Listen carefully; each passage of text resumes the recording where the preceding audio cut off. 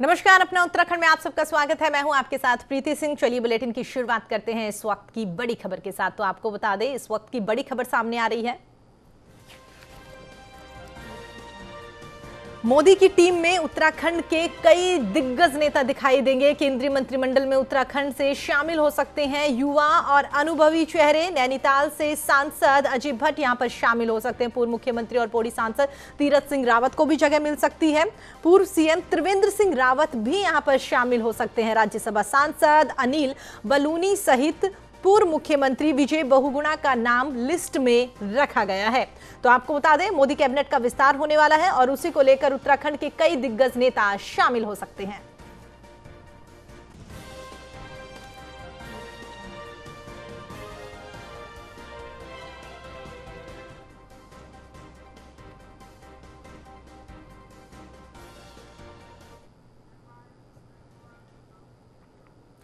मुख्यमंत्री पुष्कर सिंह धामी ने मंत्रियों के विभागों का बंटवारा कर दिया। मुख्यमंत्री धामी ने अपने पास में 15 विभाग रखे हैं। वहीं पर इस सरकार में पहली बार मुख्यमंत्री ने स्वास्थ्य विभाग किसी मंत्री को दिया है। दरअसल पहले स्वास्थ्य विभाग को दोनों पूर्व मुख्यमंत्री त्रिवेंद्र सिंह रावत और तीरथ सिंह रावत ने अपने पास में रखा हुआ था, लेकिन इस बार में स्वास्थ्य विभाग कैबिनेट मंत्री धन सिंह रावत को दिया गया है।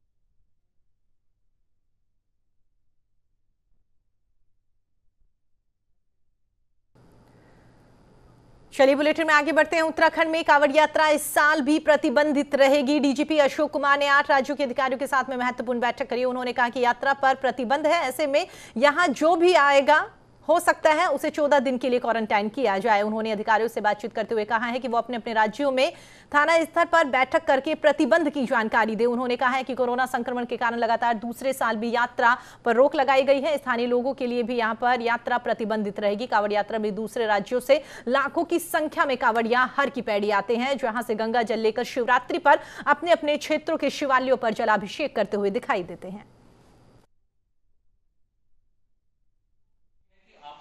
राज्यों की पुलिस के साथ गोष्ठी की है। सभी राज्यों के एडीजी, आईजी रैंक के अधिकारी, लॉ एंड ऑर्डर इंटेलिजेंस से जुड़े अधिकारी और सभी बॉर्डर के जिलों के एसपी, एसएसपी इसमें जुड़े जो है। कुल मिलाकर के मुख्य बात यह है कि वर्ष 2020 की भांति इस वर्ष भी कोरोना के चलते उत्तराखंड सरकार ने कांवड़ यात्रा को प्रतिबंधित किया है, बैन किया है। इसलिए हम सबसे अपील करते हैं कि कृपया करके हमारा सहयोग करें और इस वर्ष भी अपने स्थानीय मंदिरों में ही जलाभिषेक करें और कृपया करके हरिद्वार न आए। राज्यों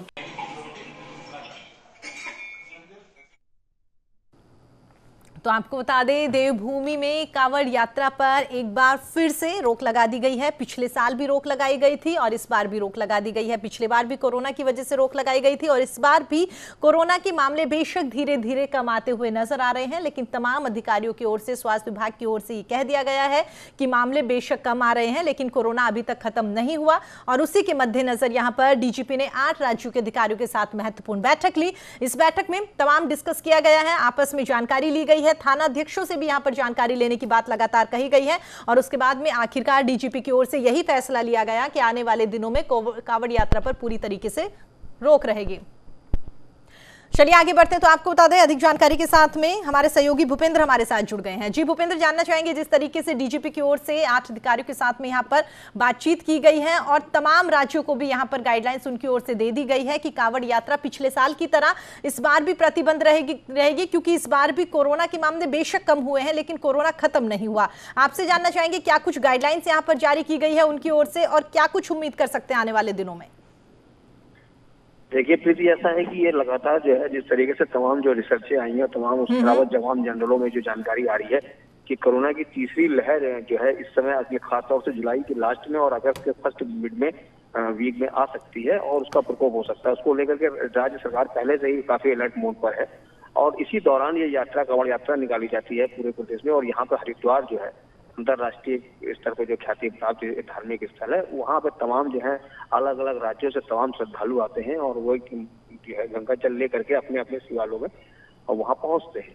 लेकिन इस यात्रा को रोकने के पीछे जो है सिर्फ और सिर्फ कोरोना एक बहुत बड़ा कारण है, जिसको लेकर के सरकार कहीं से कहीं तक ये नहीं चाहती है कि जिस तरीके से कुंभ हरिद्वार में कुंभ को लेकर के सरकार को फजीहत का सामना करना पड़ा था और तमाम जो है कोविड स्प्रेडर का नाम मिला जो, तो उससे वो बचना चाहती है। तो इसी क्रम में जो है मुख्यमंत्री की तरफ से निर्देश दिए गए कि भाई इसको पूरी तरीके से स्थगित कर दिया जाए और इसकी जानकारी समस्त जो डीजीपी ने करके समस्त अधिकारियों को दी कि अपने अपने चौकी क्षेत्र के थाना इंचार्ज जो है वो जो है अपने आसपास के सभी लोगों को ये स्पष्ट रूप से निर्देश दे दे कि यात्रा पे पूरी तरीके से रोक लगी है। अगर कोई भी शख्स यहाँ पे आता है तो उसको 14 दिन के लिए क्वारंटीन कर दिया जाएगा। बिल्कुल भूपेंद्र, क्योंकि देखिए जिस तरीके से नहीं है, ना ही इसमें किसी प्रकार का कोई नहीं।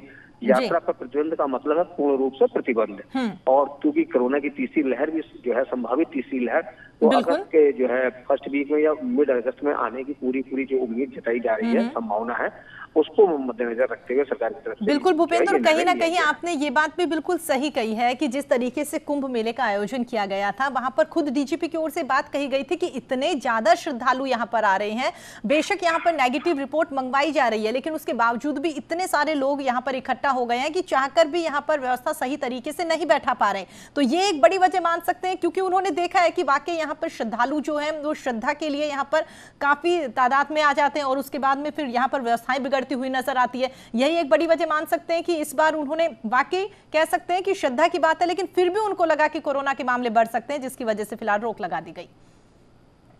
देखिए, हिंदू आस्था का सबसे बड़ा जो है उत्सव जो है कुंभ था, और उसमें तमाम जो है निर्देश जारी किए गए, तमाम एसओपी जारी की गई और पूरी कोशिश की गई प्रदेश सरकार की तरफ से कि जो है इसको रोका जा सके, इसको कम से कम।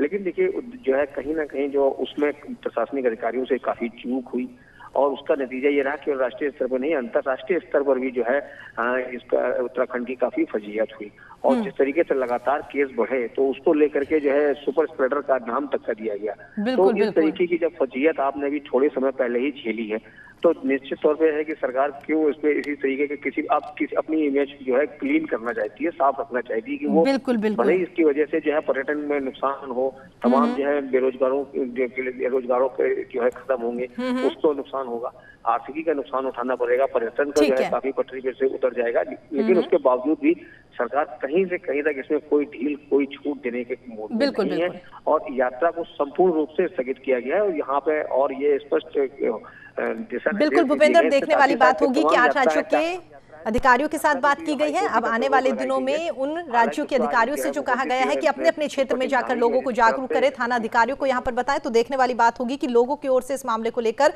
क्या कुछ रिएक्शन आता है। आप हमारे साथ जुड़े, तमाम जानकारी साझा करिए, उसके लिए भूपेंद्र आपका बहुत बहुत धन्यवाद।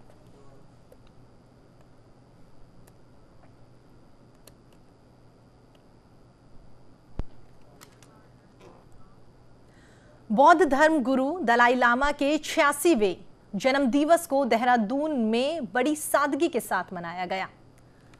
डकलिंग सशस्त्र धारा में बौद्ध समाज की ओर से कार्यक्रम का आयोजन किया गया, जिसमें मुख्य अतिथि के तौर पर भारतीय तिब्बत समन्वय संघ के राष्ट्रीय मंत्री रावत हरीश सेमवाल ने यहां पर शिरकत करी है। और इस दौरान रावल हरीश सेमवाल ने जरूरतमंदों के लिए जरूरी सामानों के गाड़ी को हरी झंडी दिखाकर रवाना कर दिया। इस कार्यक्रम में बौद्ध गुरु दलाई लामा के लंबी उम्र की कामना की गई।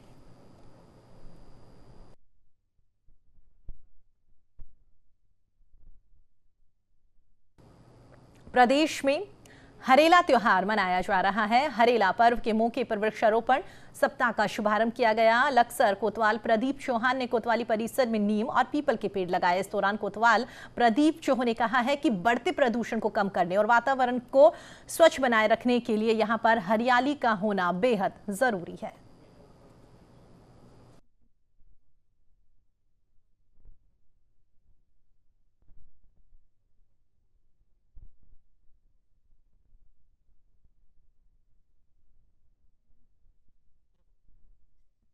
अभियान चला है कि हम पेड़ लगाएं, खुशहाली बढ़े, पर्यावरण स्वस्थ रहे, साफ रहे और समृद्धि बढ़े देश की। इसलिए आज थाना कोतवाली में ये हरेला पर्व पे कोतवाल साहब के निर्देश में हम सभी लोग आए हैं यहाँ और ये पेड़ लगा रहे हैं। 1000 पेड़ मंगवाए इन्होंने, ये लगाए जा रहे हैं और इसके जहाँ भी और कहीं जरूरत होगी वहाँ पे पेड़ लगाए जाएंगे। हरेला पर्व के अवसर पर पूरे प्रदेश में हर थाने में पेड़ लगाने का अभियान चलाया जा रहा है।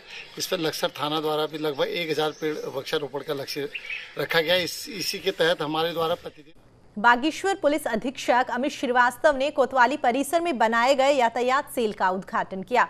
साथ ही यातायात पुलिस की तीसरी आंख उत्तराखंड ट्रैफिक आइज ऐप के संबंध में जानकारी दी है। एसपी ने उत्तराखंड ट्रैफिक आइज ऐप के बारे में भी जानकारी देते हुए कहा है कि यातायात व्यवस्था में सुधार हेतु मुख्यालय स्तर पर ट्रैफिक आइज ऐप जारी किया गया है, जिसका इस्तेमाल करके आम जनमानस भी यातायात नियमों का उल्लंघन करने वाले वाहन चालकों के संबंध में सूचना पुलिस को दे सकते हैं।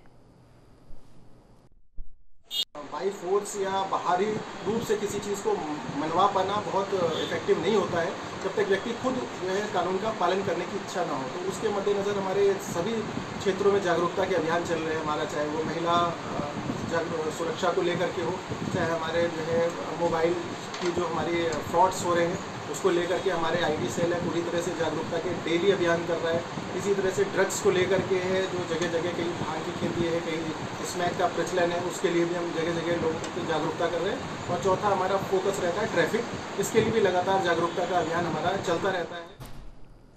नैनीताल में कुमाऊं कमिश्नर अरविंद सिंह हयांकी और जिलाधिकारी धीराज सिंह गर्ब्याल ने पौधारोपण किया है। दरअसल 1 से 7 जुलाई तक चल रहे वन महोत्सव के तहत में हनुमानगढ़ी में संयुक्त रूप से पौधारोपण किया गया। आयुक्त ने कहा है कि हरेला महोत्सव पर पौधारोपण कार्यक्रम का आयोजन कुमाऊं मंडल के प्रत्येक जिलों में किया जाता है। उन्होंने कहा कि कार्यक्रम में कोविड-19 संबंधी दिशा निर्देशों का भी खासा ख्याल रखा जा रहा है।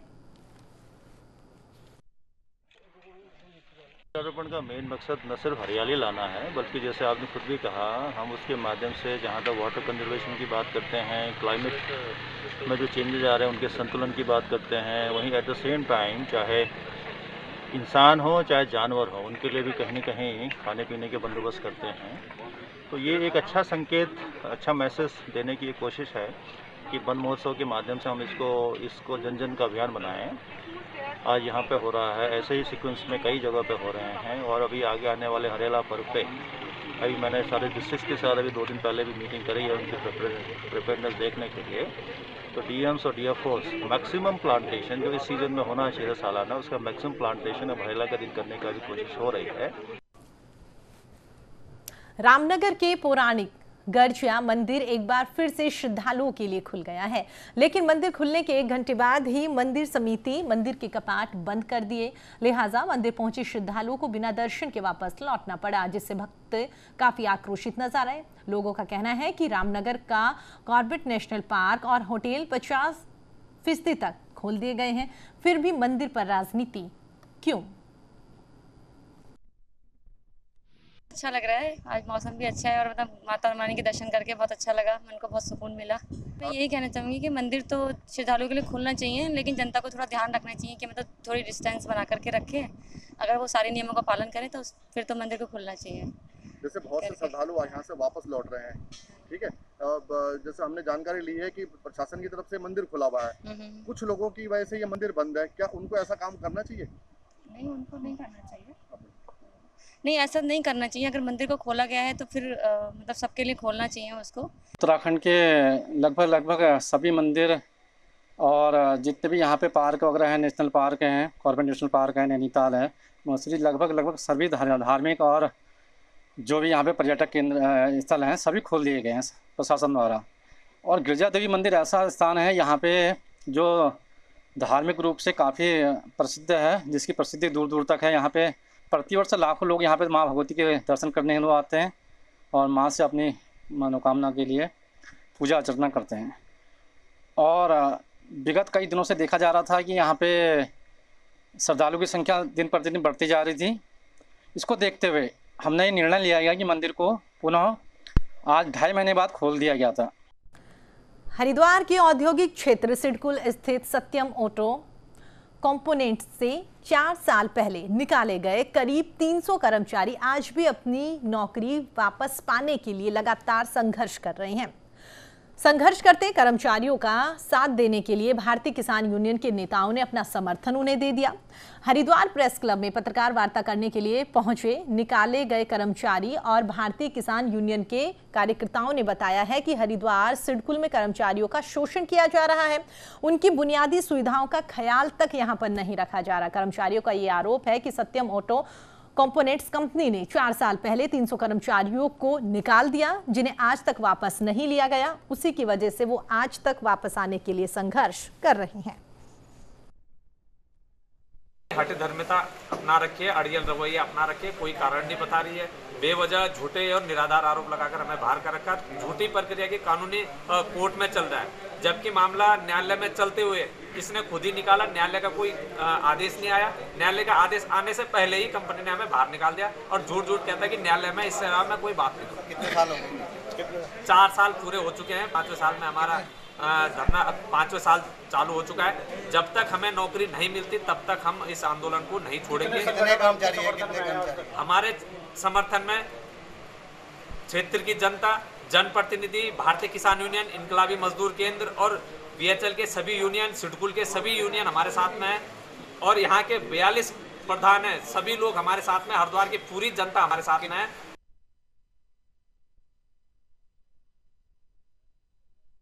लोग 4 वर्ष पूर्व सत्यम ऑटो कंपनी ने 300 परिवार जो वहाँ नौकरी करते थे लड़के, उनको निकाल दिया था।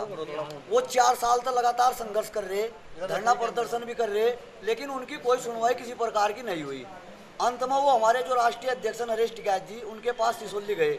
उन्होंने हमारा टोल प्लाजा हैदराबाद में धरना चल रहा है निश्चितकालीन, वो वहाँ फिर हमारे पास धरना स्थल पाए। तो हम ये कह रहे हैं कि 4 साल हो गए वो संघर्ष कर रहे, कहाँ तो सरकारें रही, कोई उनकी विधायक ने नहीं सुनी, किसी मुख्यमंत्री ने नहीं सुनी, किसी अधिकारी ने नहीं सुनी। वो बेचारे त्रस्त हो चुके। आज उनका परिवार भूखमरी के कगार पर पहुंच गया पूर्ण रूप से। जो परिवार 4 साल से बेरोजगार हो गए हों, उनके बच्चों की क्या हालत होगी। वो लगातार धूम मत धरना प्रदर्शन। हल्द्वानी में नशे के बड़े सौदागरों की गिरफ्तारी को लेकर भीम आर्मी के लोगों ने एसपी सिटी जगदीश चंद्रा को एक ज्ञापन दिया है। भीम आर्मी के कार्यकर्ताओं का कहना है कि पुलिस आए दिन जिस प्रकार से नशे में संलिप्त छोटे छोटे लोगों को पकड़ रही है, उससे बड़े सौदागरों को, माफियाओं तक पुलिस नहीं पहुंच पा रही है। आपको यहाँ पर यह भी बता दें कि प्रदेश में पुलिस का नशे को लेकर 6 जुलाई तक अभियान चलाया जा रहा है।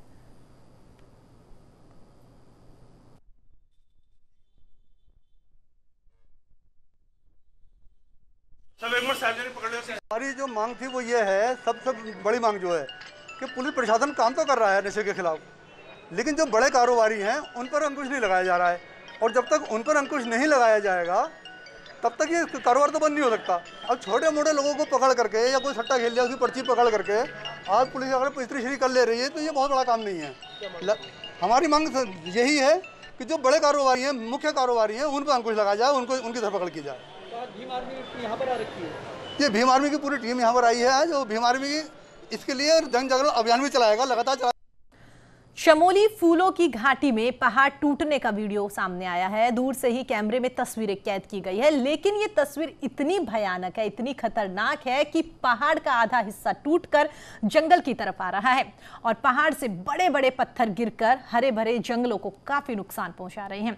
हालांकि पहाड़ों पर बरसात नहीं है, लेकिन इसके बावजूद भी पहाड़ों पर भारी भूस्खलन लगातार चल रहा है। अलग अलग जगहों पर पहाड़ टूटने की खौफनाक तस्वीरें उत्तराखंड से आती रहती है।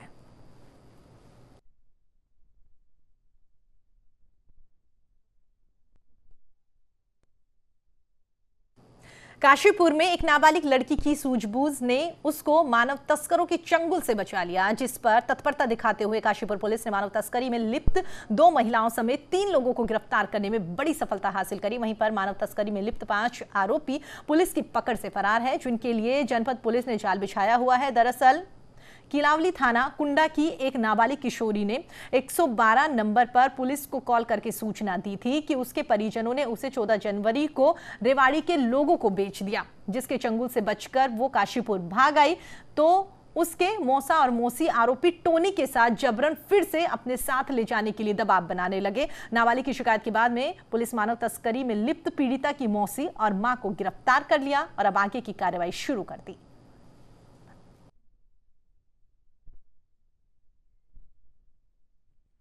पूरी तरीके से ऐसा है, कल शाम को एक कुंडा की एक राय सिख कम्युनिटी की एक लड़की रेवाड़ी हरियाणा से भागकर वापस आई और उसने 112 पे सूचना दी कि वो परेशानी में है।